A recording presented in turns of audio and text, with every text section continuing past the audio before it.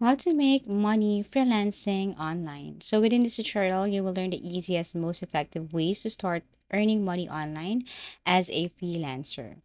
Number one, you need to identify first your marketable skill. You don't need to be an expert. You can start with something you already know, like writing or proofreading, graphic design, social media management, video editing, virtual assistants, web design, customer support, transcription, data. You just have to pick one skill and improve it with free YouTube tutorials or free courses.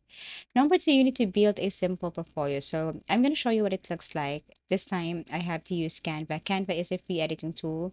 You just have to create an account and then here you can search for a portfolio.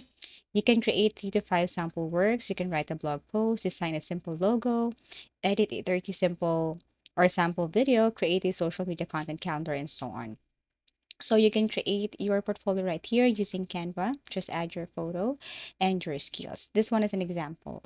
Once done, you can share or download this, and then you can just basically upload this to any of the site. For example, um, People per Hour or any other website where you can apply for a job.